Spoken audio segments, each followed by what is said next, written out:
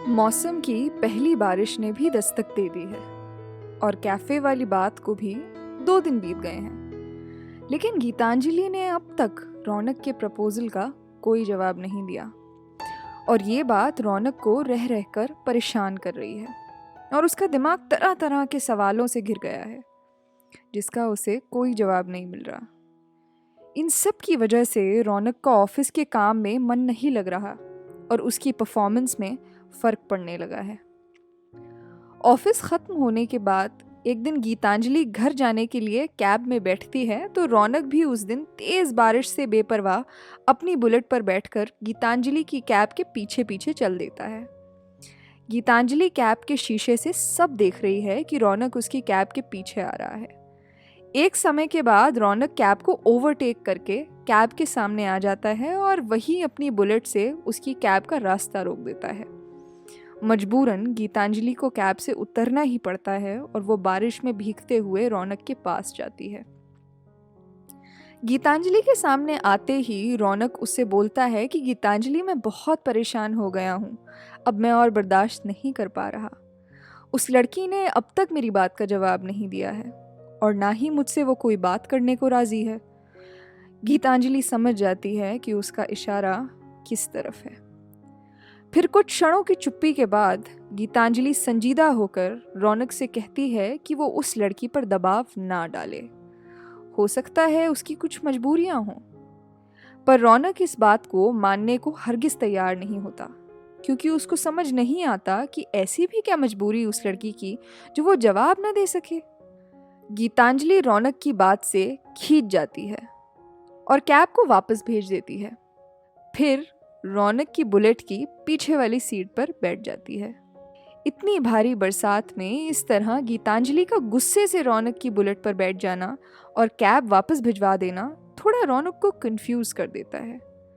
Geetanjali bullet पर बैठकर रौनक को बुलेट चलाने को कहती है, अपने घर का रास्ता बताती जाती है और दोनों उस भारी बारिश में भीगते भीगते गीतांजलि के घर की ओर जा रहे हैं। घर पहुंचकर गीतांजलि डोरबेल बजाती है। उसकी माँ सुशीला दरवाज़ा खोलती हैं। जैसे ही गीतांजलि और रौनक घर के अंदर पहुंचते हैं तभी गीतांजलि को देखकर एक छोटी प्यारी सी बच्ची जिसका नाम खुशी है मम्मी मम्मी बोलते हुए दौड़ती है और गीतांजलि से लिपट जाती है और दोनों एक दूसरे को प्यार से किस करते हैं। ये सब देखकर रौनक बुरी तरह से चौंक जाता है और उसे समझ आ जाता है कि गीतांजलि शादीशुदा है। उसे अपने प्रपोज करने पर पछतावा होता है।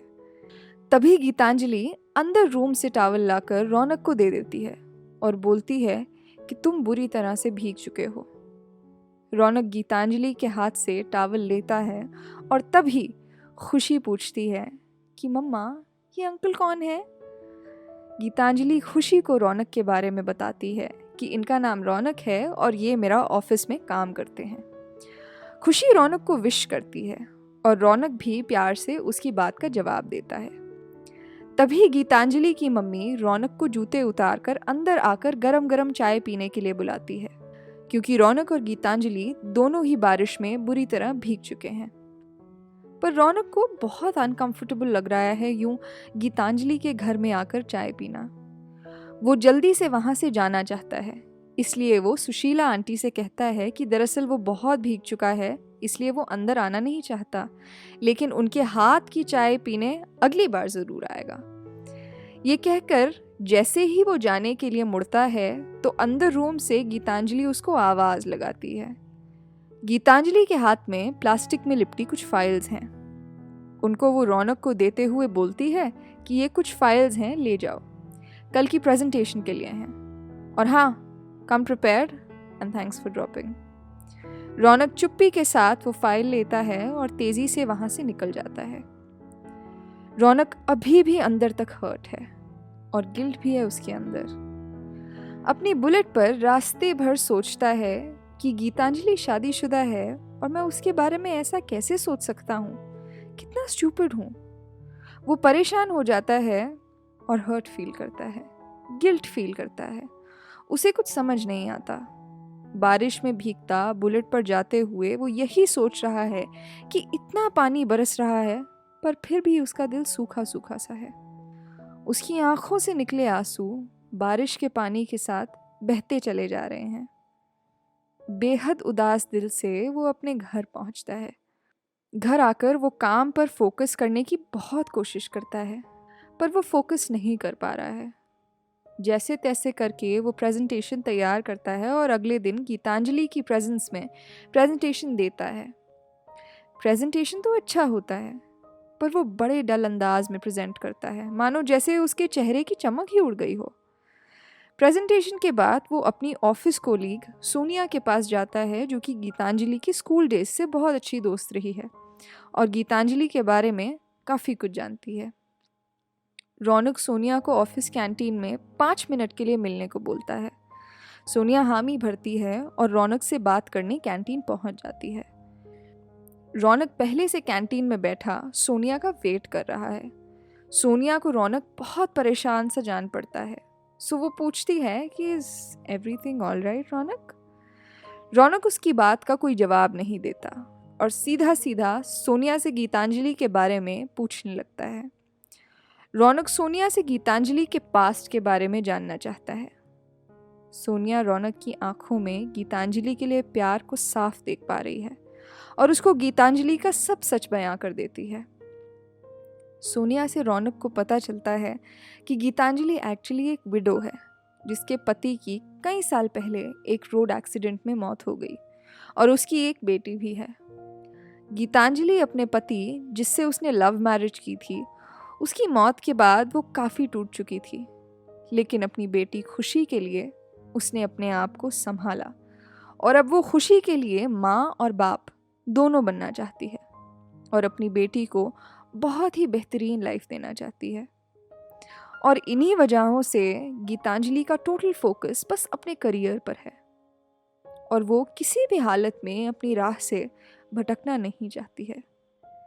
सोनिया की बातें सुनकर रौनक अपने आंसू को कंट्रोल करता है, क्योंकि ये उसके लिए दूसरा झटका है।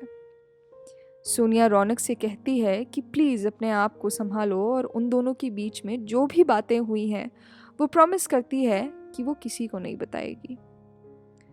सोनिया के जाने के बाद रौनक कैंटीन में गुमसुम बैठा है। फिर अचानक वो उठता है और सीधा गीतांजलि से बात करने चल पड़ता है।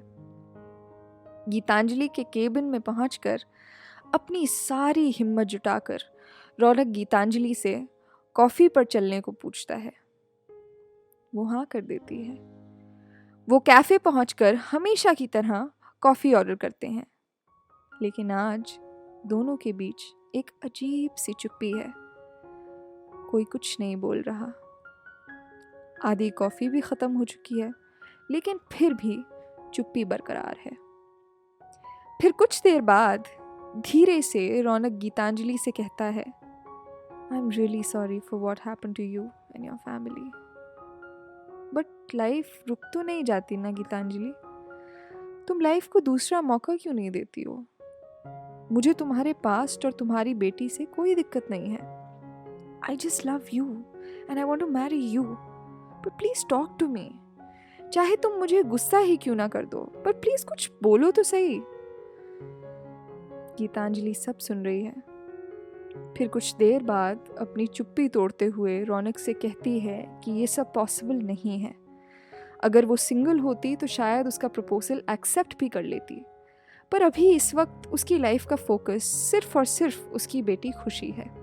वो उसे एक अच्छी ज़िंदगी और फ्यूचर देना चाहती है। रौनक गीतांजलि को तुरंत जवाब देता है कि हम दोनों साथ मिलकर खुशी को अच्छी ज़िंदगी और फ्यूचर देंगे। गीतांजलि रौनक की बात से कन्विंस नहीं होती। वो बोलती है कि ये सब इतना आसान नहीं है जितना तुम सोच रहे हो। कल को अगर हमारी शादी होती है और बच्चे होते हैं तो हो सकता है कि मैं फिर खुशी पर इतना ध्यान ना दे पाऊँ और वो साइडलाइन हो जाए, और ये सब मैं हरगिज़ नहीं चाहती। रौनक गीतांजलि को विश्वास दिलाता है कि जैसा वो सोच रही है ऐसा कुछ नहीं होने वाला, और उसको भरोसा दिलाता है कि ऐसा वो होने भी नहीं देगा। लेकिन फिर भी गीतांजलि नहीं मानती। उसको लगता है कि ये सब कहने की बातें हैं, लेकिन प्रैक्टिकलिटी कुछ और है। और उसने सोच लिया है कि उसको अपनी बेटी को एक अच्छा फ्यूचर और सिक्योरिटी देनी है। केवल अपनी और रौनक की खुशी के लिए वो किसी भी हालत में इन सब से कोई कॉम्प्रोमाइज़ नहीं कर सकती है। रौनक गीतांजलि को भरोसा दिलाने की बहुत कोशिश करता है और गीतांजलि से पूछता है कि वो ऐसा क्या करे जिससे गीतांजलि को यकीन हो जाए कि मैं खुशी का बेस्ट डैड बन सकता हूँ।